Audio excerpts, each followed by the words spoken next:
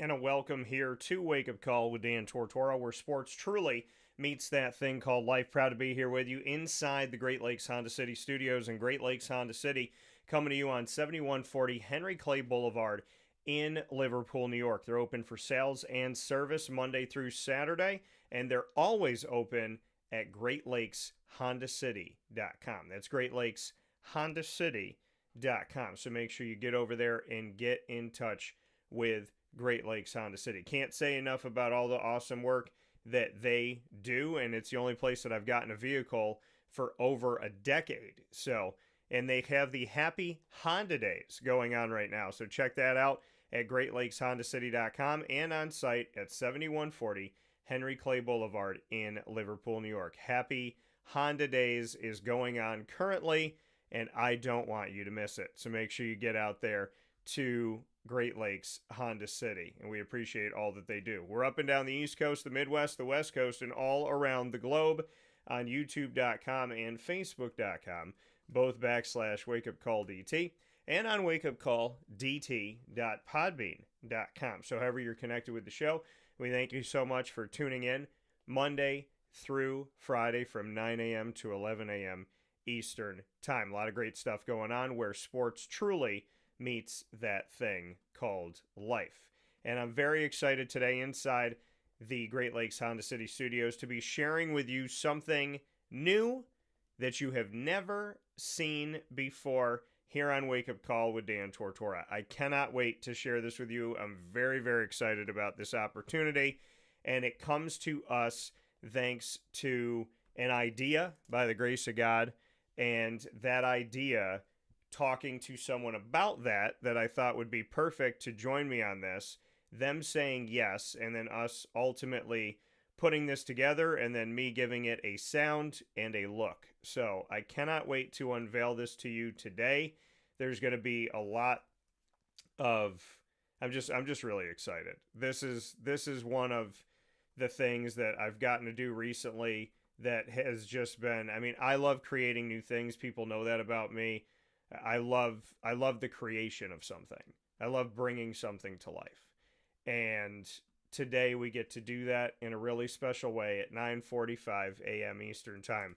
And then every Wednesday moving forward from here at 9:45 a.m. Eastern Time, you're going to be able to see this. So that's what I'm really, really excited about, is that there is something very special coming to Wake Up Call with Dan Tortora, and being able to bring that to you here today means the world to me. And then to say it's going to be with us every Wednesday at 9:45 a.m. Eastern Time, this is really cool. So I've been trying to keep it to myself, and I really want to tell people, but the person that's going to be joining me with this weekly, they know, and I believe my parents know, and my closest friend knows, and that's it. So this is going to be coming to the world at 9:45 a.m. Eastern Time this morning, and I'm very excited to bring that to you. So can't wait to bring it to you. Really much looking forward to it. Appreciate y'all for being here. But something big is coming to Wake Up Call, and you know we have a bunch of segments. We have the Ingredients to Success, proudly presented by the wonderful team at Avicoli's. And on top of that, we have the Annoying Moment of the Week presented by Carvel DeWitt. We have Lead, Learn, Evolve, Ad-Lib, and Deliver, proudly presented by the wonderful team at Chick-fil-A Cicero. And we also have the blessing of bringing you the Top Dog of the Week presented by Canine Camp Dog Daycare. And we, of course, also are here bringing you a very special thing every week with my Player of the Week. And so we have the High School Player of the Week, proudly presented by Myers Creek, both of their locations. So there's a lot of great things that we get to bring you every single week. And this is getting added to the family, and I can't wait.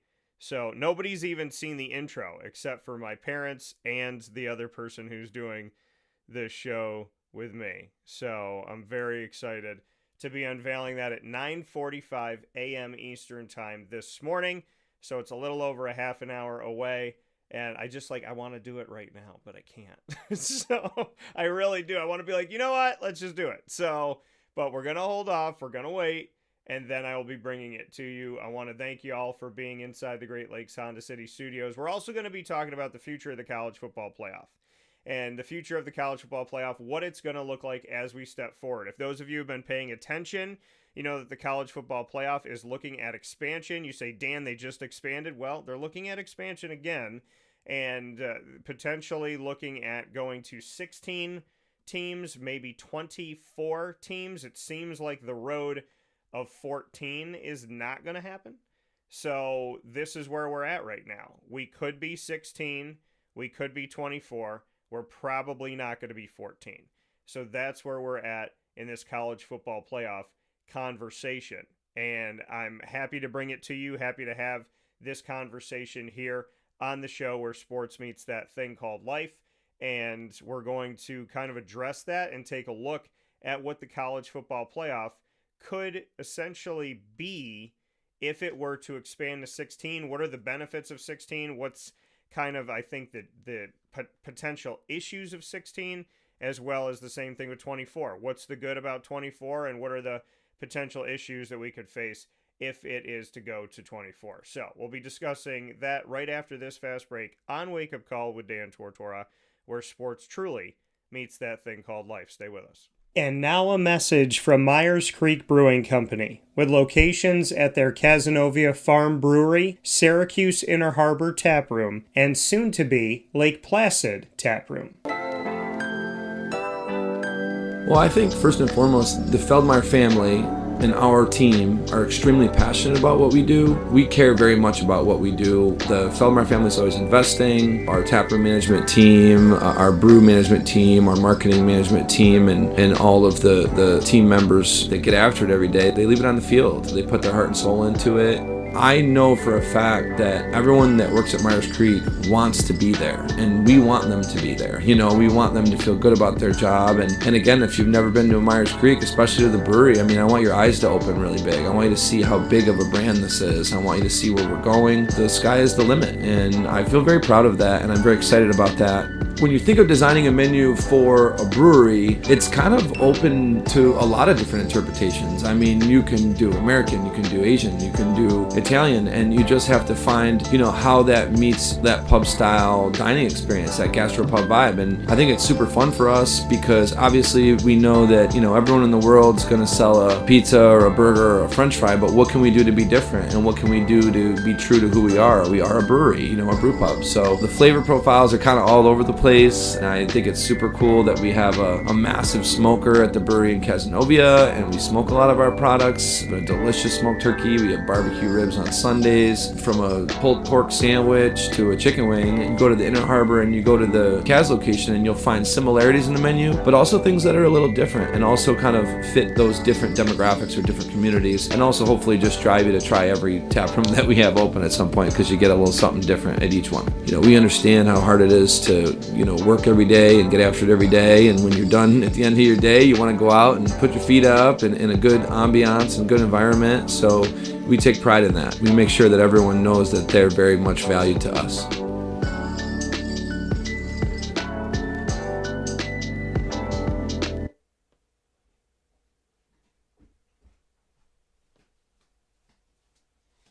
And welcome back here to Wake Up Call with Dan Tortora, where sports truly meets that thing called life. We appreciate you being here with us inside the Great Lakes Honda City Studios. And as I said before the break, here on Wake Up Call with Dan Tortora, we're going to take a look at the college football playoff and what exactly this could look like for the future. And then underneath the college football playoff logo, for those of you watching and listening on Facebook and on YouTube, and by the way, on Facebook.com and YouTube.com, both /WakeUpCallDT, and on our internet streaming radio, you're with us on wakeupcalldt.podbean.com. So however you're connected with the show, we thank you so much for tuning in. Coming up at 9:45 a.m. Eastern Time, we will be unveiling an all-new segment that will tell you what a football plus the Italian flag plus a microphone and headset is going to mean for your Wednesdays at 9:45 a.m. Eastern Time weekly. So what is this truly going to mean? And that's going to be coming up at 9:45 a.m. Eastern Time. You'll finally know what that marketing is of the football plus the Italian flag plus the microphone with the headset. So that's all coming up here on Wake Up Call with Dan Tortora, where sports meets life, and I appreciate you being here with us this morning. But I want to talk about the college football playoff first and what the future of the college football playoff can hold. So let's bring it in here. The potential future of the college football playoff. Now, we know right now in the FBS, and maybe some of you don't know this, but we're going to discuss it. So in the FBS, there are 10 conferences plus Notre Dame. UConn's kind of like left out of this. I mean, UConn, I guess at some point is going to have to join a conference because there's only two independents left, UConn and Notre Dame. There used to be like 7 in the not too distant past. There used to be, if there's like New Mexico State and UMass and whatnot, there were other teams that were out there. Well, now it's just Notre Dame and UConn. But UConn seemingly doesn't have the special set of rules and opportunities that Notre Dame may have. I don't think anybody has those, arguably. So we know that Notre Dame is in a world on its own. Okay? But then our 10 conferences, the American, the ACC, the Big 12, the Big 10, Conference USA, the MAC, the Mountain West, and whatever they become after they've been poached by what will be the new Pac-12 or Pac whatever, the SEC, and the Sun Belt. So that makes up who can make it to the college football playoff. That's what we got. Those are our 10 conferences plus Notre Dame. So what could be the potential future of this? Well, we're looking at either 16 or 24. Right now we have 12, right? And that 12 is 5 automatics, those automatic bids, 5 highest ranked conference champions, the automatic qualifier, right? And then you have 7 at large. So the 5 for this season, the 5 highest ranked conference champions, you had the Big 10 with Indiana. The next highest ranked conference champion was the SEC with Georgia. Then it was the Big 12 with Texas Tech. Then it was the American with Tulane. And then it was the Sun Belt with James Madison. So those are your 5. So the ACC champion, Duke, did not get in. Conference USA's champion did not advance either. Did the MAC or the Mountain West. And the Pac only has 2 teams, so they weren't going anywhere. Okay? So those are your 5 autos. Then you had your 7 at large. Those are teams that are chosen by who's left high in the rankings that the committee believes should be in the college football playoff. So this year it did not include Notre Dame. And they put it together. They made their decisions. They ended up with numerous SEC schools. And when you look at the overall reality of what we have now, when you look at the college football playoff bracket for this year, we're looking at having 3 teams from the Big 10. So right now with this 12 model, we have 3 Big 10. Okay. Then we have 1 from the Big 12. So they didn't get any at large. The Big 10 got 2. We have 5 from the SEC, which means they got 4 at large. We have 1 from the ACC. And then, like I said, we have 1 from the American, 1 from the Sun Belt, And that's how this ends up getting made up. So you got 1, 2, 3, you got 8, you have 11, and you have 12. So the SEC ended up with 4 of these at-large. And then you see the Big Ten ended up with 2, and the ACC had 1. That's how we made up our at-large this year, which is unique because the ACC champion didn't make it. So let's clear the board and let's discuss the potential future. So here's the argument for 16, and then I'll make the argument for 24. If you were to go to 16 teams and conferences mattered and equity mattered, right? You're going to try and create an equal playing field, equal opportunity. If you're looking at equal opportunity, then what we could see with this would put us in a situation where if we're talking about equality and you had the champion of each conference and the Pac, let's say the Pac, right, they bring all those teams in, now they rise. By the way, for those of you that don't know what the Pac is going to be, the Pac-12 future members is going to provide for you Boise State, Colorado State. Gonzaga's joining for everything but football. So, because they don't have a football team. So we will see Texas State, I'm going through the whole piece here. So Texas State is now joining Boise State, Colorado State, Fresno State, Gonzaga, who's not going to have a football team, Oregon State, San Diego State, Utah State, and Washington State. So basically, if you're a football team, you got to have state in it. I think it should be called Pac State. I really do. So outside of Gonzaga, you're going to have 1, 2, 3, 4, 5, 6, 7, 8 teams so far. Right? So let's say that the Pac is a part of this, right? So you got a conference. Well, they're a part of the FBS, but let's say that they're a part of this 16 model of what I'm going to say. So if the 16 model says we're going to make conferences actually matter, right? Because now there's conferences that are going to more games, right? They're leaning more on their conference schedule, less on the non-conference. The SEC can do that because they have respect with the committee. The Big Ten can do that because they have respect with the committee. I don't know why the ACC is going from 8 to 9 because I don't think that they have that respect with the committee right now. But, and by the way, we have to go across the board with this.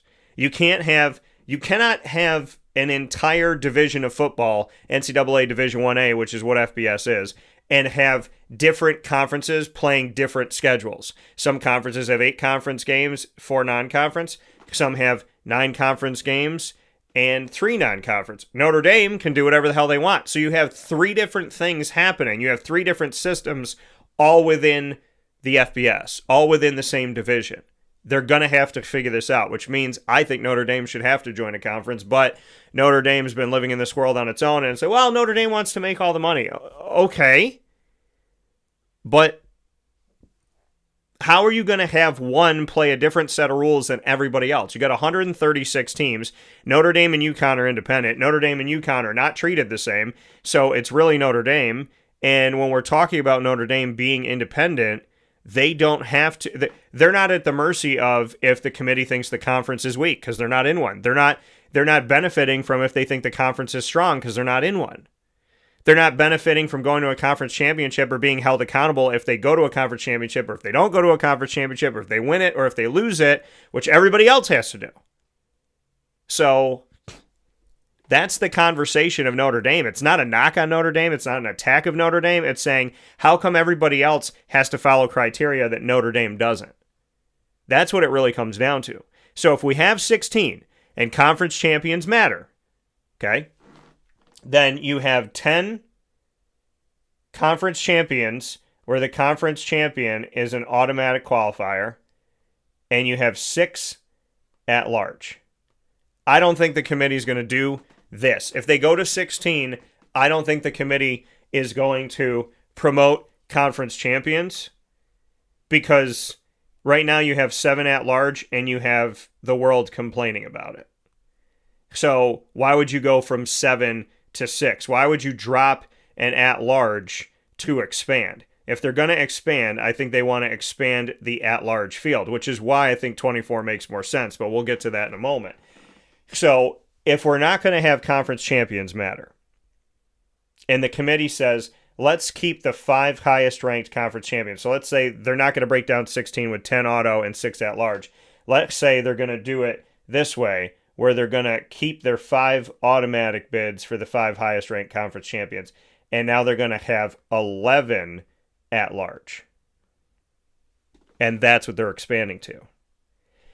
There's been the notion that they were going to take care of the SEC and the Big Ten. And I think there was something floating out there, which if there was any validity and truth to this would be absolutely ridiculous. But the notion that the SEC and the Big Ten, there would be 2 teams that are on a bye. There are two conferences that are on a bye, and that the SEC and the Big Ten would always get the top 2 seeds. That, to me, is appeasing these two, which essentially is doing what I think the NCAA may be doing and has been doing, which is keeping the SEC and the Big Ten happy because at any given time they can leave. So I don't want to see this thing where they're protected. And because the thing is if you build a hierarchy, then the college football playoff is no better than the BCS. The college football playoff is essentially saying it's the SEC Big Ten championship, and everybody else gets to kind of be there and feel like they're involved, but they're not really involved. But let's say they go to 16. They don't care about conference champions. They take the 5 highest ranked conference champions, but they don't take the other half of the country. So they leave the other 5 conference champions out of it. And let's say the conference champions they take are the Big Ten, the SEC, the ACC, the Big 12, and the American, for argument's sake, right? So now you have 11 at large. So instead of 7, you now add 4 to get to your 11, right? So if you do that in a year where the SEC had 5, if you go to 11, I could see the SEC getting 6 overall teams, so including their conference champion, who would be an automatic qualifier more often than not. I would imagine they're always going to be an automatic qualifier, their SEC champion. So that means if they have 6, that means they're going to account for almost half. So you got 5 coming from the SEC if you go to 11. Let's say the Big Ten gets in 4 or 5. So let's say they get in 4, so that means they have 3 of this 11. So now they have 8 of the 11 teams. Let's say you let in Notre Dame, right? So, because it seems like the committee wants to appease that, or somebody wants to appease that. And so now you have 9. So where do you give your other 2 spots? Do you give another one to the ACC? So let's say they do. They give an at-large besides the ACC champion. So now you got 8, 9, 10, and then who's your 11th? So again, this is only adding a few more. It's adding 4 more spaces, but is it really adding more representation? Because if they go to 16 and they don't care about conference champions and there's no auto bids there, and it stays at 5 auto bids, then half the country is still not going to be represented. Right? So it's essentially going to create, if you go from 12 to 16 and you don't care about conference champions, what you're essentially going to be doing is just saying, hey, we want to give more spots to the SEC and the Big Ten, and maybe another spot to the ACC, and we want to protect Notre Dame. So it's more of the same. So let me argue 24. If the committee was to look at from 2026 to 2031, toying with the idea of going to 24 teams, this is what the FCS does. Okay? The FCS has pods, and in each pod, they have 6, and they have 4 different pods, right? Looks more like an NCAA tournament thing. So you got 4 teams that play each other in each pod, and then you have 2 that are waiting that make it to the next round, right? So that's what it essentially looks like. So you have 4 compete. So you look at how things are right now with the first round, right? And your top 4 seeds sit out. Well, this would be more sitting out, right? So now you would have, if you did the 24 model like the FCS, then you'd have 2, 4, 6, 8. You would have 8 that would sit out the first round. And you'd have 16 competing. The question is, how do you put these together? So I think if you go to 24, this is where you protect your conference champions. You have 10 conferences, right? The American, the ACC, the Big 10, the Big 12, the Conference USA, the MAC, the Mountain West, the Pac-12, the SEC, the Sun Belt. Okay? So you have 10 conference champions. This protects the conferences and it protects the conference champion. So with 24, you have each conference champion make it. You can seed them wherever you want to seed them, but you have every conference represented. Then you have 14 at large. That takes the at-large field right now with the 12, and it doubles it. And with this model of 24, you have more at-large teams than you have the entire field right now. 14 at-large to 12 overall, which is what the current college football playoff is. 5 plus 7, this is 10 plus 14. So it doubles the at-large, and it gives you more at-large teams than the entire field of the college football playoff, which is currently at 12 right now. So let's look at that. 10 auto, 14 at-large. Okay, so if that were the case, we have the American gets at least 1 with their champion, so I'll put 1 next to them. The ACC gets 1. The Big 12 gets 1. The Big 10 gets 1. The Conference USA gets 1. The MAC gets 1. Mountain West gets 1. The Pac gets 1. The SEC gets 1. And the Sun Belt gets 1, right? Now, going to 24 is, pretty much a given here that it's also going to protect Notre Dame because you're expanding the field so much. So you expand the field to this. You grab Notre Dame, right? And when you have Notre Dame in this, you say, okay, so if that's let's stay with the argument because Notre Dame's going to have to be an at-large, right? Because they're not in a conference as of right now. So you have the American, the ACC, the Big 10, the Big 12, Conference USA, MAC, Mountain West, Pac-12, or whatever the Pac's going to be called, the SEC, and the Sun Belt. Those are your conference champions. So there's your 10 automatics. Now you have 14 to work with. You double your field of at-large from 7 to 14. All right? So for argument's sake, let's say in any given year, let's say next season with 14, let's say there's the SEC. Well, okay, you know what? Let's say if it was this year, okay? So Georgia's the champion of the SEC. But you got Alabama, Texas A&M, Vanderbilt, Texas, Ole Miss, and I'm missing somebody here. Did I say Alabama? So you have, maybe I didn't. So let's say you have Oklahoma. So you have Alabama, Oklahoma, Texas A&M, Ole Miss, right? Besides Georgia, who's your champion. Then you have Texas and Vanderbilt, right? So let's say you have 6 SEC that are at large, right? Then let's say from the Big 10 this year, you still just take 2 other ones besides Indiana. Because I don't think the Big 10 was that strong this year. I like Iowa, but, they need to have a key victory, have less in their loss column. Michigan didn't do anything this year. So, and then let's say from the Big 12, let's say I'm going to take BYU, right? So give me another Big 12, right? Let's say I take Notre Dame. This is in no specific order, by the way. Let's say I take Notre Dame. And then from the ACC, let's say Okay, so their conference champion this year was Duke, and then I took Miami. So let's say I would take SMU, but, if they had one less loss, I think I could take SMU. But let's just say, for argument's sake, if there's 24 this year. So we got 14 at large. So there's 6 from the SEC, which leaves us with 8. Then we got 2 from the Big Ten, which leaves us with 6. 1 from the Big 12 leaves us with 5. Notre Dame leaves us with 4. Another ACC school leaves us with 3. Now look what I'm working with. I've taken care of the autonomy, SEC, Big 10, Big 12, ACC, right? So I still have 3 spots.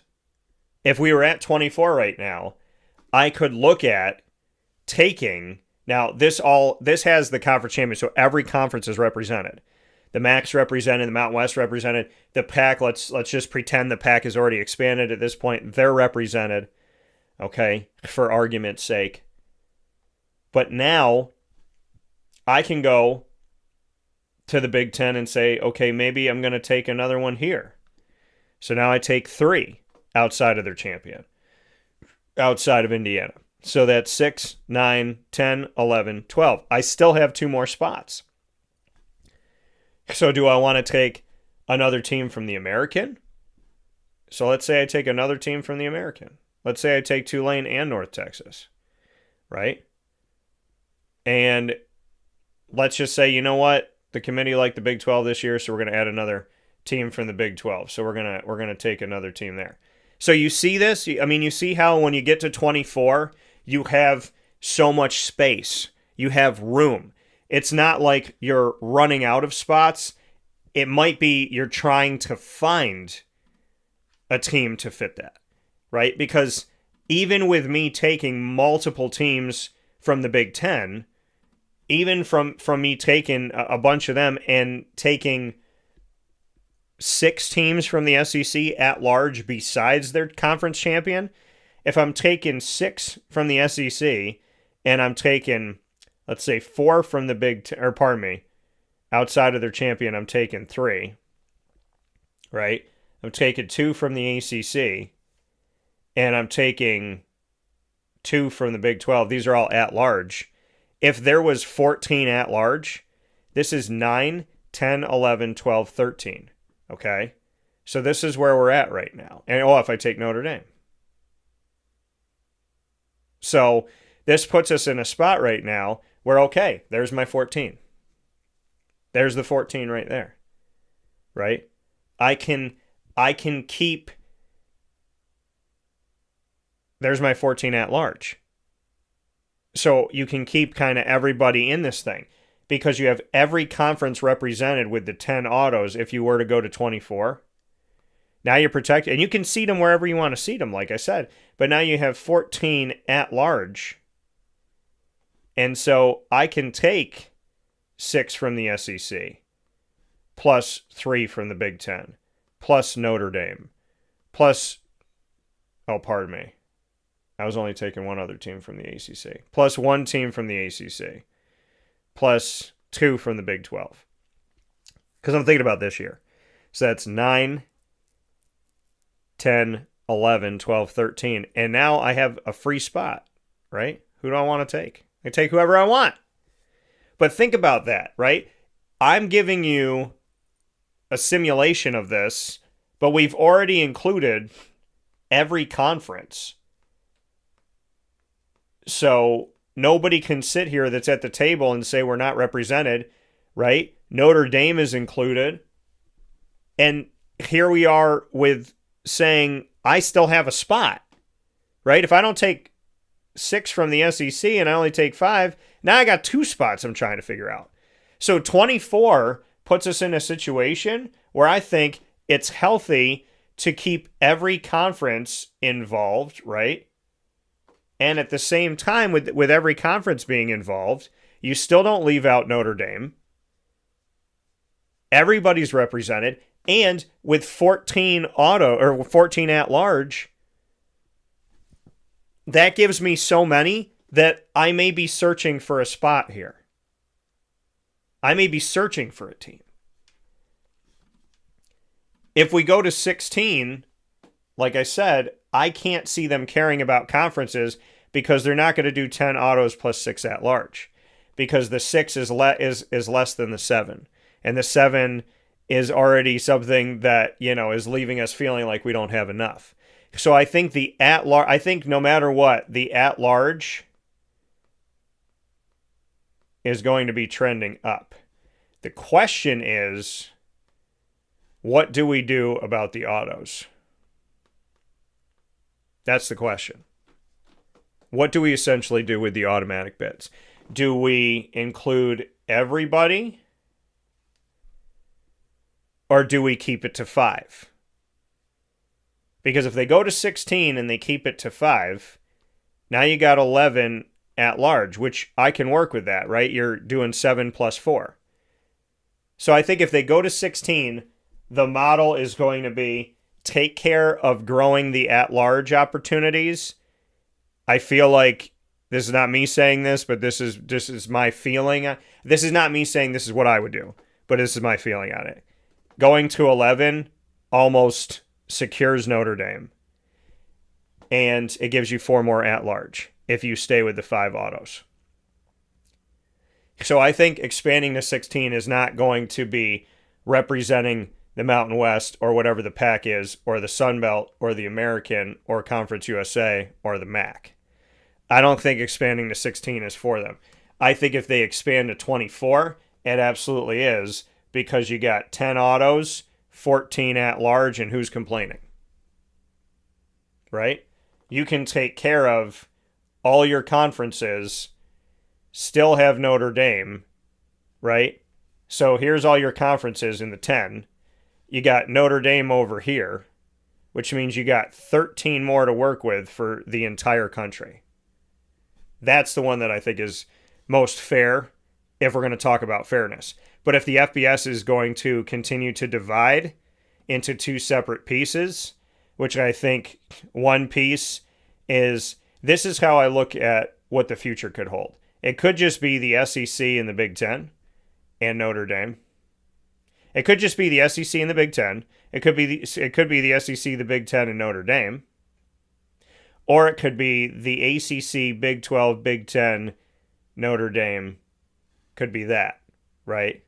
Which means that the Sun Belt, Mountain West, Pac, American, Conference USA, and MAC are by themselves. So there's a world where FBS could split 5 and 5, where you have the American, you have the MAC, you have the Mountain West, you have the Pac, and you have the Sun Belt on one side. And then on the other side, you have the ACC, you got the Big 12, you got the Big 10, you have, this is the, I say 5 and 5, but it's really not 5 and 5. It's kind of 4 and Notre Dame. Because you have the ACC, the Big 10, the Big 12, the SEC, and Notre Dame. That's kind of how this thing would essentially split. So you'd have 6 on this side and 4 conference-wise. You have the American, the MAC, the Mountain West, the Pac, the Sun Belt, and Conference USA. So if you were to split it up, the country would have 6 here, and then 4 plus Notre Dame. And this is a real world. I think that this could actually happen. I think we could be living in a world where the FBS is going to split in 2. We'll see. That's kind of a look at if expansion is 16 or if it goes to 24. With that being said, it is my honor and my privilege to bring to you for the first time ever an all-new segment that will be airing every single week. Wednesdays at 9:45 a.m. Eastern Time. I'm not going to tell you what it is. I'm going to let you see what it is. And here's the first episode, entitled From Michigan to Syracuse, with love.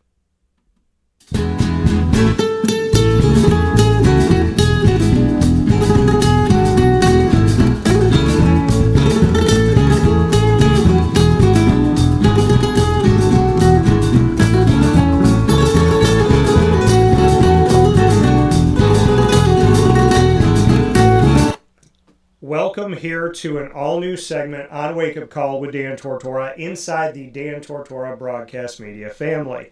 It is entitled Neapala Dans. And why? Because we're both Italian, both named Dan, and of course I am here with Dan Villari, myself Dan Tortora, aka DT, and like I said, we'll be bringing you episodes every other Wednesday leading up from the end of the Syracuse football season into the NFL draft. I am here with Syracuse Orange tight end, quarterback, tight end, then quarterback, then tight end, but kind of a running back, but then also a quarterback again. So we got a lot to talk about with Dan Villari, the Swiss Army knife for the NFL, and each episode will have its own title, just like you have on any television show. Today's episode, the inaugural episode of Neapala Dans, is going to be titled From Michigan to Syracuse with Love. And that's because that's where Dan Villari came in the transfer world. First and foremost, Mr. Villari, as we start off this Neapala Dan journey together, thanks for doing it and welcome to the show. Good morning, my brother. Thank you for having me, man. It's a blessing and an honor. Well, I appreciate it, and you already know. So, as we're here with Neapala Dans, giving you the story of Dan Villari throughout these upcoming months, this episode From Michigan to Syracuse with Love, we're going to start exactly there. Bring me into your recruitment out of high school that brought you to the Michigan Wolverines. Let everybody know where you grew up, where you went to school, and how you ended up choosing Michigan. So I grew up in Long Island, Massapequa. Recruitment was slow. It was real slow. Junior year, we went undefeated. I broke my shoulder in the state championship game. We lost that game. But after that season, the recruitment started to get serious, and I got tons and tons of FCS offers. And so, that was never my vision. That was never my goal. But I was still entertaining it. And so that summer, I just went to work. I was like, I'm getting a Power 5 offer. Like, this has been my dream since I was 6 years old to get one of these big-time offers. So after my senior year, we went undefeated, 12-0, won the Long Island Championship. It was actually like a few weeks before the Long Island Championship, and my head coach came up to me. He's like, Dan, I got an interesting voicemail today from Jim Harbaugh. And I was like, really? And he was like, yeah, that's important. I should probably call him back, right? I was like, yeah, please call him back. And so, yeah, they showed interest. They were showing interest towards the end of the season. And then that's when, Rutgers was starting to talk to me, Virginia Tech, Pitt, some of these big-time schools. And it wasn't until, like, playoffs, literally late November, December, January, where these schools were looking at me, like, right before signing day. So it's a crazy story. Michigan were trying to get C.J. Stroud because their quarterback J.D. Johnson. This is all like a wild story, but J.D. Johnson had to medically retire, so they needed a quarterback for their class. Yeah. So they were like recruiting me a little bit. They really wanted me to be a walk-on because they wanted C.J. to sign. So the day C.J. committed to Ohio State, they gave me the offer. And it was kind of crazy. They said, if CJ commits, we still want you to come be a walk-on. And I was like, thank you very much, but I can't, I can't be a walk-on, we don't want to do that. We can't afford that for real. But, so, CJ signs to Ohio State. They offered me on signing day, literally the morning of. I was in my car getting lunch, about to go get lunch. And he called me. I had one of my best friends in the car with me. And I committed on the spot with my friend in the car. And then I end up going to Michigan and being best friends with the kid J.D. Johnson, who medically retired. And I pretty much took his place. And he hated me at first for it. He didn't really like me because obviously that's a really tough thing for him. But that's like my best friend for life now. So, how did you know that the offer that they had for you was something that could go away if CJ Stroud signed with Michigan and not with Ohio State? How did you find that out? Well, he told me straight up. He said, if CJ commits, he's going to be our quarterback for the 2020 class, but we want you to come walk on. And, I said, thank you very much, but I probably would go somewhere else if that's the case. So, when you say he, are you talking about Jim Harbaugh? This was Ben McDaniels telling me Okay. this, the quarterback coach. So, Ben McDaniels, is he the one that called you on signing day on that morning and Yeah. said, like, hey, CJ's not coming? You still want. I mean, how did he say it to you on signing day? He said, look, the kid didn't take his offer, and the offer's all yours. We don't want anyone else besides, after CJ, we just want you. We don't want anyone else. And I was like, let's do it. It's a dream come true. I had other school. I literally had Virginia Tech and Pitt trying to get on the phone with me that day because they wanted me to take a visit. And, I just committed to Michigan on the spot and said, like, look, I just committed. That's all I need. Like, I just took it. So, what made you want to go to Michigan when you're in this situation of, well, we want you, but we want CJ, and if CJ Stroud comes here, we want you to walk on. Why did you keep talking to Michigan instead of just saying, you know what, I don't want to wait for all that. I'm just going to go to Virginia Tech. I'm going to go to Pitt. They didn't tell me that there's a quarterback they're waiting on besides me. What made you stay in touch with Michigan? Well, number one, they were recruiting me pretty good, and they came to my school before this.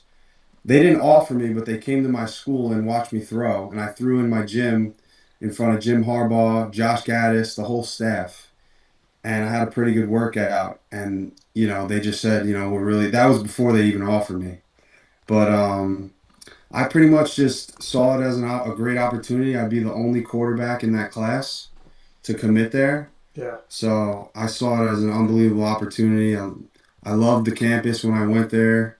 It was just really, it was big time ball, and that's all I ever dreamed to do was just play on the biggest stage with the best talent.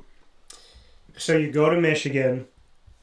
They say to you, so on signing day, they call you and you say, yeah, let's do it. Who are you in the car with?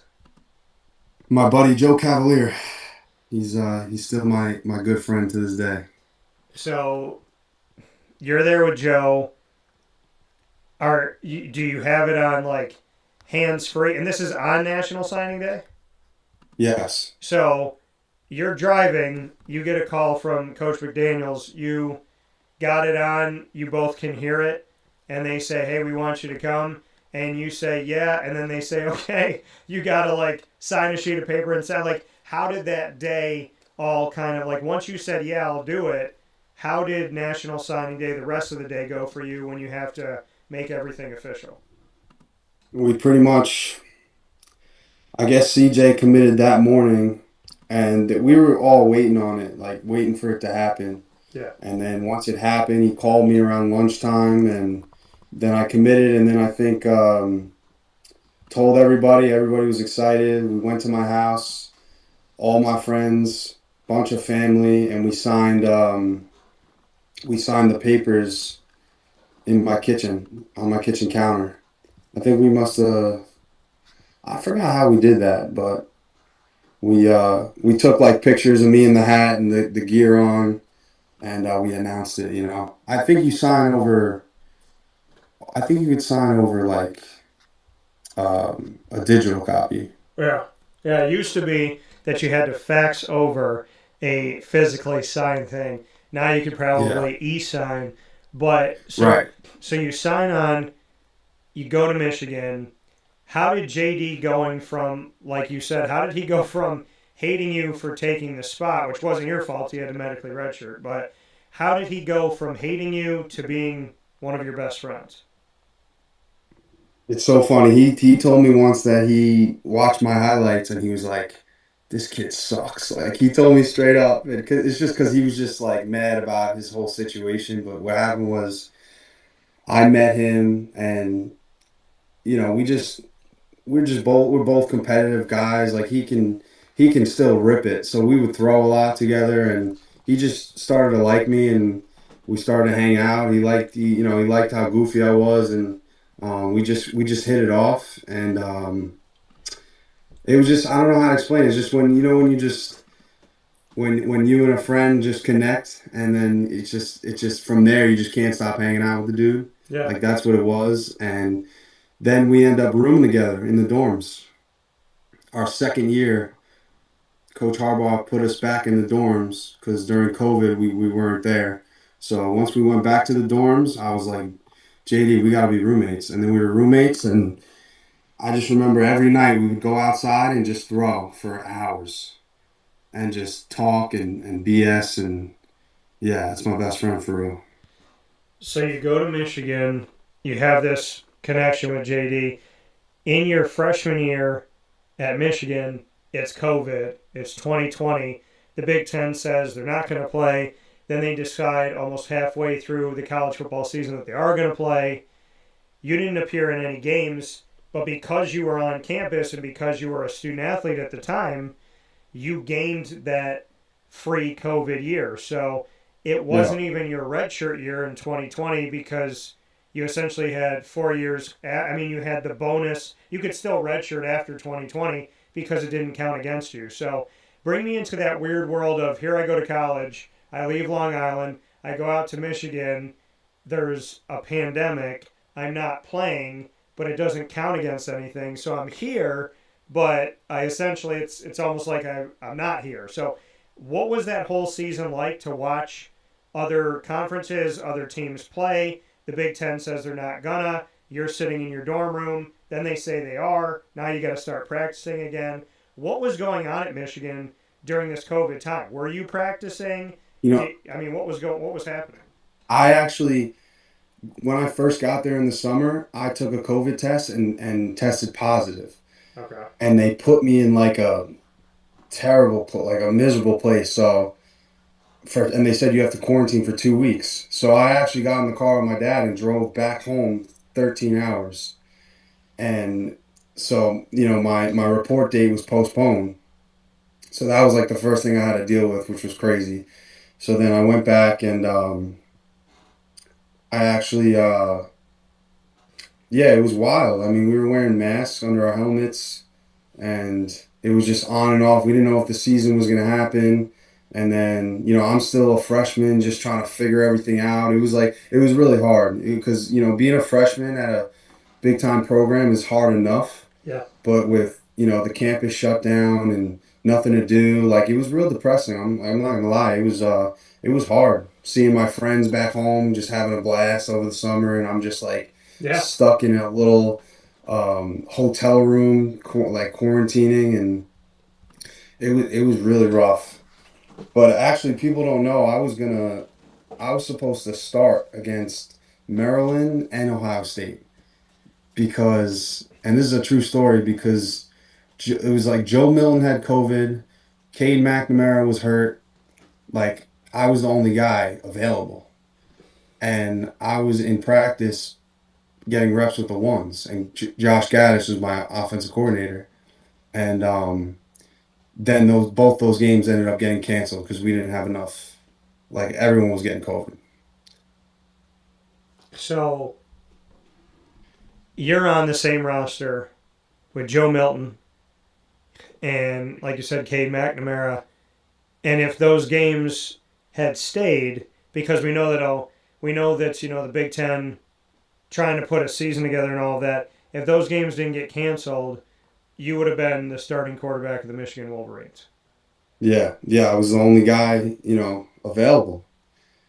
So I So mean, how did going through practicing with the ones, having all those reps, having all that time, working with Josh Gaddis, and then how did you find out like we're not? Because I mean, you think about your weird world of we want you, but we want CJ Moore, but if he doesn't come, then you can get the scholarship. Then he doesn't go, he goes to Ohio State. You get the scholarship. You go to campus. You get COVID right away. They put you in a place you don't want to be in. You drive 13 hours back to Long Island. You come back to campus. You got the mask on. You're practicing with that. You're a freshman. You're trying to get comfortable in this world, on top of the fact that this world has changed during the pandemic. So you're going through a new thing while everybody's going through a very weird and unique thing. Then you become the starting quarterback. Then they don't play those games. I mean, this has to be one of the strangest stories of recruitment, and you lived it. Lived it. My whole career was it was just up and down, extremely crazy. But yeah, I was taking reps. We were running flea flickers. We were doing crazy stuff, and we were gonna do wildcat. Yeah, and I was like, this is crazy. But you know, leading up to those games, they were canceled both times. So, was your intent to always be a quarterback? Because you went to Michigan, you were under quarterback, but you talked about, hey, if we had played these games and I started for Michigan against Maryland and Ohio State, we were going to do flea flickers and, wildcat and whatnot. So, were you always looked at as a running quarterback, kind of like the Tebow esque of, we're going to bring you in here and you're going to be an extra running back and you'll throw at times? I mean, how did they look at you at Michigan? Was it to be a true quarterback, or was it to be a quarterback for different formations and specific sets? No, it was definitely to be a true quarterback. It was definitely. But once I, got on campus and I was practicing, they saw, kind of like the Tebow, toughness. I love to run. I was a hard runner, athletic. So then they start to plug in, certain plays and schemes that help me succeed. Because drop back wasn't something that I did a lot growing up. Like we threw the ball 3 times a game in high school because I would just run and score. So we didn't have to throw that much. So I didn't have much experience dropping back and reading coverage. So, I mean, when you look back on it now, would you have rather done that, or the Valari that we've seen that is in a formation where you're going to be running the ball a lot of the time and you've done it successfully? That's what you did in high school. That's what they saw in you in Michigan. They eventually brought you out to do that at Syracuse. Do you ever think, hey, I want to go back and I want to be a pocket passer, or I wanted to work a little bit more about my presence in the pocket and throwing the ball down the field? What can you say to that effect? Because a lot of people that know you under center consider you a running back in a way. So how do you look at it? No, yeah, I absolutely wanted to be a pocket passer, like the next Tom Brady, the next Aaron Rodgers. Like that was my dream. I think if I had more years developing as a pocket passer, I think I definitely could have done it at a high level. But, everything happens for a reason. God didn't want me to be a quarterback pocket passer, and here we are. So I just, I was bitter about it, but Yeah. definitely didn't take much time. It didn't take too long to accept it and just thrive. You and I met when you came out to Syracuse, and I don't know if you remember this, but you and I were supposed to do our first interview before you got to Syracuse. And we had scheduled stuff, and I think you had to change it, I had to change it. And then when we were supposed to do it, my dog Lily had some type of a thing that like resembled a seizure. And so we didn't get to do the interview. And then we didn't reconnect until I physically saw you on campus for, I think, fall ball. So, I mean, do you remember that? That like we were originally Yeah. supposed to cross paths, and my dog ended up having this emergency thing. I had to take her to the vet. So we were supposed to talk even before we talked. I think I do remember that. I'm sorry about the dog. Yeah, Is he all right now? yeah, Lily's good. She's been awesome. Yeah, she all right? Yeah, yeah, Good, she's great. Thank you for good. asking. But, Yeah, I do remember that. you and I had the opportunity to talk again. And I was like, you Yeah. know what? I wanted to talk with you. I wanted to give it a shot. I didn't know why we hadn't reconnected. And we met on the field in August at Syracuse. And I didn't know what to expect. and we ended up having a conversation about faith, about God, about the fact that you were bitter, about the fact that this was hard, about the fact that it tested your faith, that you were building your faith with God. And so when we actually finally got to speak to each other man to man, our entire relationship on and off the air began with faith, began with God, began with adversity, and how you were working through it at the time. 100%. And I'd It love was an amazing conversation. And I'd love to go back to that because something that you felt and I felt from that conversation kind of bonded us forever at that point. Was 100%. So what do you remember of that moment when we got to talk? Because, there's no Neapolitans if there isn't that moment. So what was it that kind of spoke to you? I remember walking away going, okay, I didn't really expect to have that conversation, but I'm happy that I did. What did you remember from it? I remember you asking me like just my mindset through everything and all the things I've been through and how I got to that moment. And yeah, I just brought up my faith and just how important it is to me, and just never giving up, man. Believing, never giving up and believing and working, hard work and faith. I got it tatted on my shoulder. It's just the recipe to everything, and it's the only reason I'm sitting here talking to you right now. Um, and yeah, that was a touching conversation. I remember that, and I remember walking off the field and just being like, just feeling really good about myself, just feeling like I'm exactly where I need to be, like I'm on my way. Well, and from that, we talk about from Michigan to Syracuse with Love being the title of this inaugural episode of Neapolitans with Dan Villari and myself, Dan Tortora. How did you come to that conclusion, come to that decision after 2020 when you didn't appear in any games? 2021, we saw you out there in 4 games. The team won the Big Ten championship, reached the college football playoff. You made your collegiate debut against Western Michigan on September 4th of 2021. You carried the ball 3 times, 11 yards in that game. And then you also appeared against Northern Illinois, Wisconsin, and Maryland and completed 1 of 3 passes, 26 yards, carried the ball twice for 14 yards against Maryland, which was on November 20th of 2021.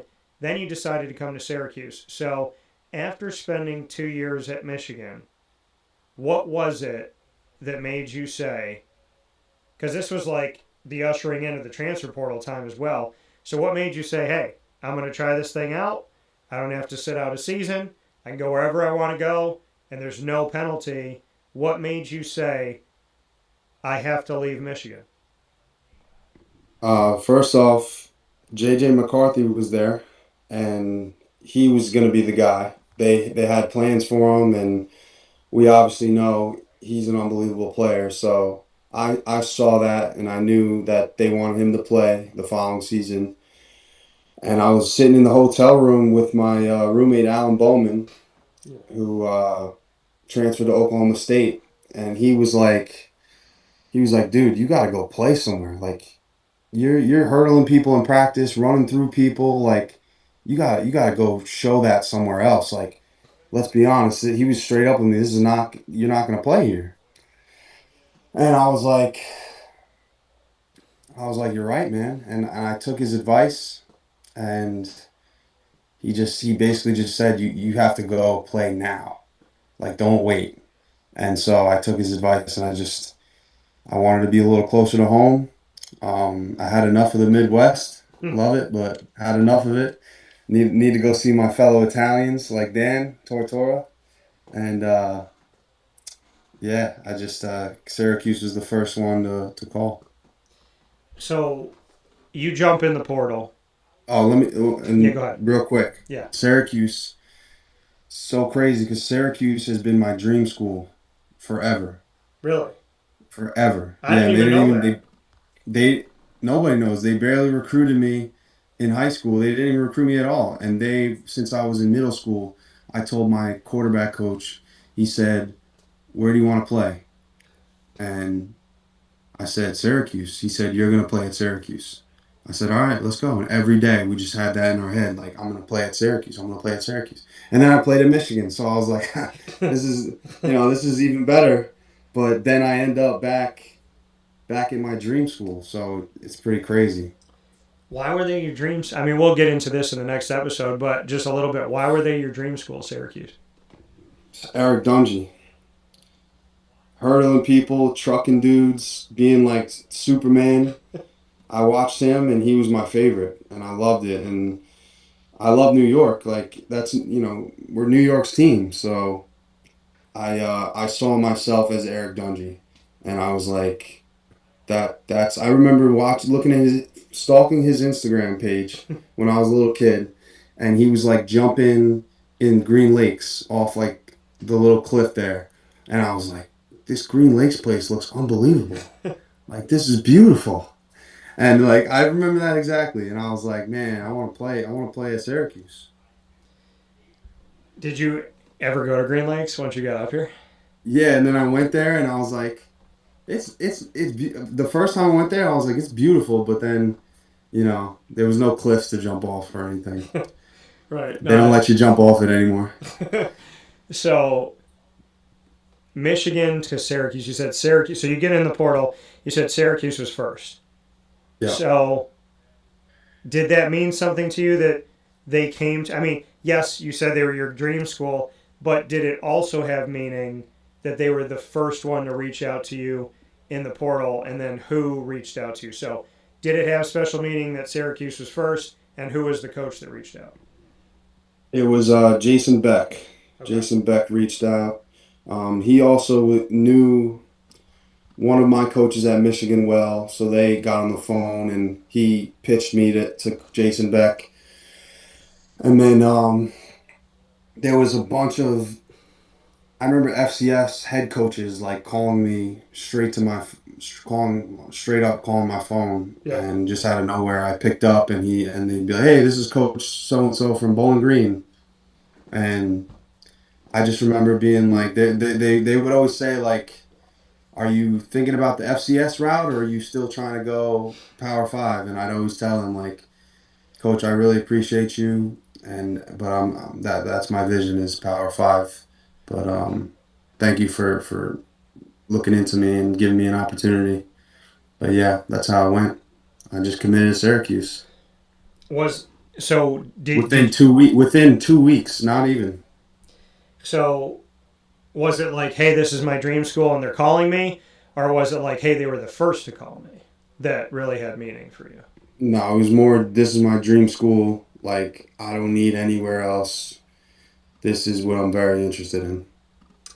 So from Michigan to Syracuse with love, hindsight 2020, would you change the road that God put you on?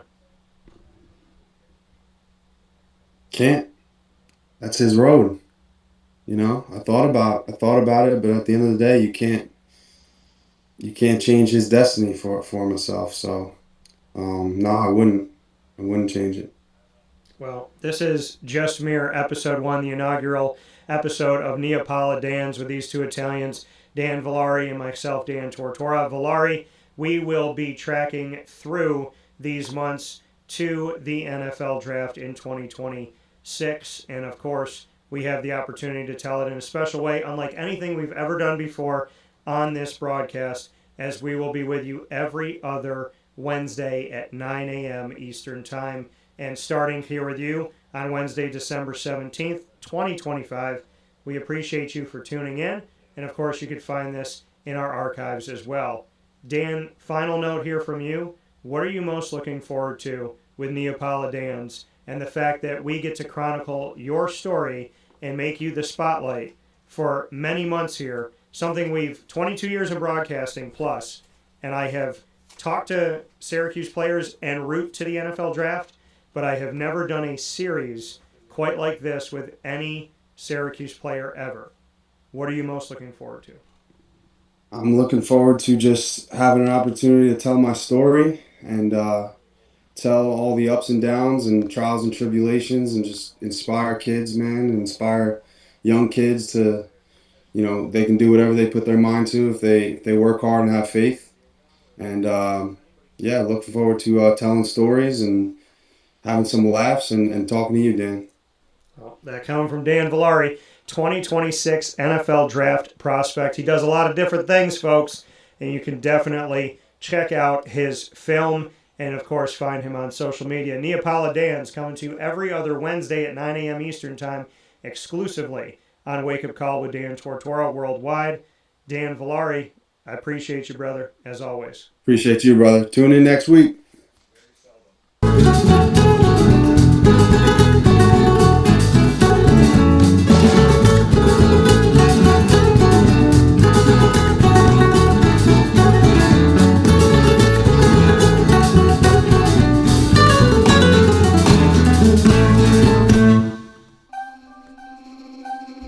This is Jim Dispenza, owner of Game Point Sports Complex. You hear the same story across any sport that kids play and any sport that adults play. There's never enough places to play. That was definitely true with volleyball, definitely true with basketball. It could be cheerleading, it could be field hockey, which is what we're seeing now. Every sport has a lack of places to play, and I think Syracuse in particular is a place where it's really bad. Despite the fact that we've got a lot of athletic talent around here, we just seem to have not enough places for people to play, and they're going to different places. They're going to Rochester, they're going to, Buffalo. They're going all different places because we don't have a place here, and I felt like that should change.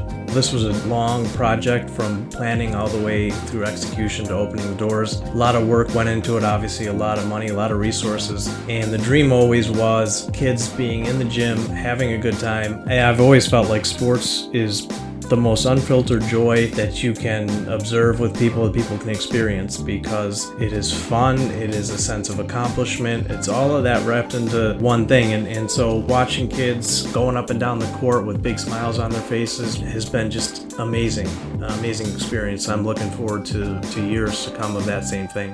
We've taken the time to invest in multiple sports, and then what we're finding is the mere fact that we have a large, clean, well-lit space has opened a lot more doors for us beyond basketball, volleyball, pickleball. Now we're having some interest from cheerleading. We've got girls field hockey coming in, and then also there's quite a bit of room for spectators. We've got bleachers, we've got benches, we've got a concession lounge where people can get food and drinks. We're going to have multiple sports going at the same time, using every square inch of this place for what it was conceived for, which is basically people to come in, have a good time in the sport that they prefer. We manage each situation differently. Everybody has different ability to afford different things. Some are bringing 10, 15 people, some are just 2 people. I've had a lot of situations where it's a father shooting around with his son, it's a mother playing pickleball with her daughter or with her son, and in those situations come up and we work with people, and that's allowed us to have groups from 2 people up to 30 people and have some flexible pricing behind it. We're an organization that is here to work with the community any way we can, and I guess part of it is just making sure that we have the flexibility to put together a plan that makes sense regardless of the size of your group. So in order to book time, the best option is to go to our website, gamepointsports-syr.com. You can click from there and sign up for events, sign up for your own particular training, sign up for birthday parties, all of that.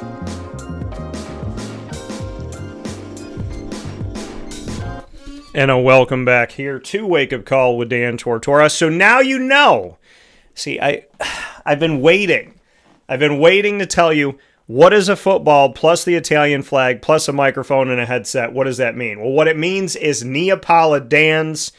Let's just check. Can we check that intro one more time? I just want to. I spent a lot of time on this, and I want to take a look at this intro one more time.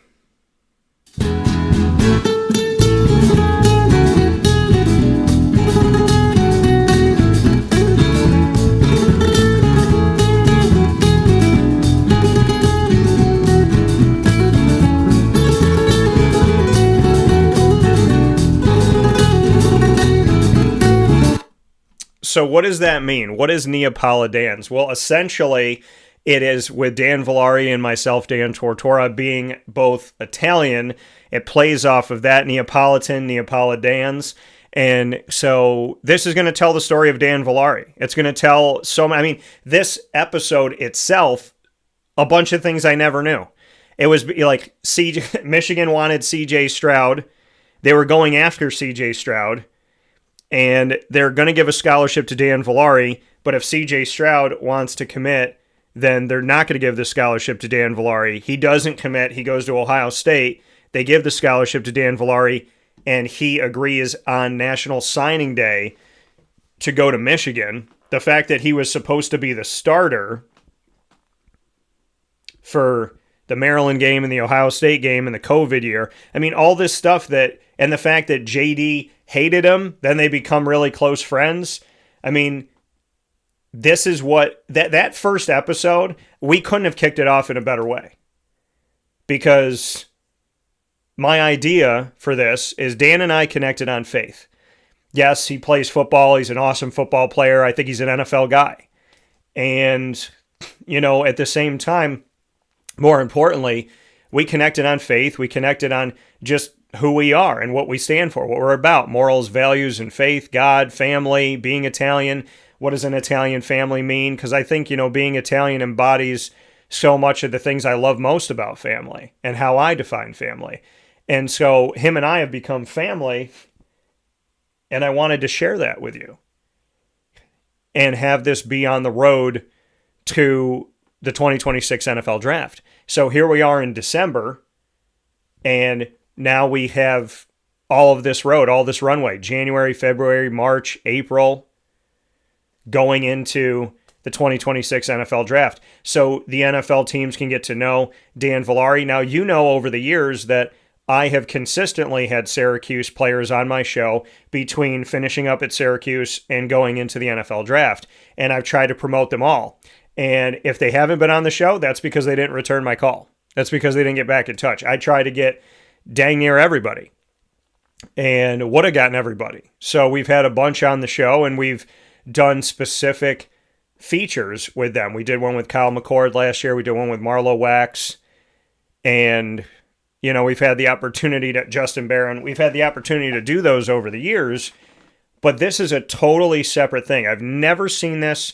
If anybody else is doing this, then kudos to you. I did not copy it from you because I didn't see it. So as far as I know, there has never been a consistent video series broadcast with a draft prospect that was weekly, that carried them all the way through, came up with a unique name, and had this unique flavor around it, and just doing it the way that we're doing it. So Dan Villari and I, for all intents and purposes, are making history. We're doing it through Wake Up Call, through Dan Tortora Broadcast Media. I'm doing it with somebody I appreciate, and I'm doing it with a guy that I believe should be a tight end in the NFL or a utility belt for a team in the NFL. So I'm really, really excited for this.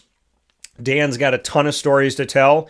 The layers are already amazing, and each episode is going to have a specific title that has to do with what we're talking about. This one, from Michigan to Syracuse with Love, telling the story of his recruitment coming out of high school into Michigan, everything that happened at Michigan, getting in the portal, coming to Syracuse. That was all told in episode 1. You're going to be able to watch these back on our YouTube channel on youtube.com/wakeupcallitdt. If you go to our YouTube channel, click subscribe, hit that notification bell, there will be a playlist for Neapala Dans, and it will have every episode added to the archive. And so this one's going to be added today, and you'll be able to go back and watch it. But yeah, I can't say enough. I'm so excited about this. I honestly feel like I'm going to talk over myself. So, what can I say? It's with Dan Villari, who I think is an awesome human being. He's hardworking. He cares about family. He values so many things that I also value. And now we get to tell this story. We get to have this fun together, and we get to create something that's authentic and real and behind the scenes. And it gets to chronicle him in his road to the NFL draft and hopefully beyond that. So I'm really excited to bring this to you. I'm so happy that Dan agreed to do this with me. Like I said, this was an idea. It was a thought, and he had to say yes, and he did. So I'm very, very excited that him and I are going to have the opportunity to work together on this. And, he's shared it on his social media, so you can go and see it on all of his social media as well. But Dan Villari and I are about to take the football world, the NFL world, the Italian world by storm, and it will be every single Wednesday at 9:45 a.m. Eastern Time worldwide, exclusively here on Wake Up Call. So do not miss it. Set your phone, set your dial, set whatever you got to set. Wednesdays, 9:45 a.m. Eastern Time, wherever you are in the world.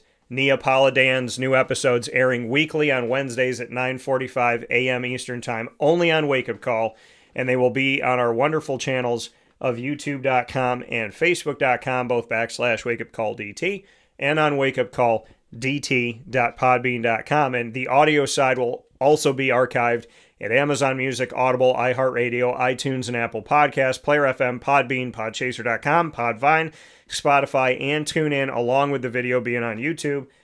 All you have to do is search Wake Up Call with Dan Tortora, or one word, Wake Up Call DT. So we look forward to you following us on this journey that we have entitled Neapolitans. With that being said, I'm going to end this video and start our fantasy football one right after this. So stay with us.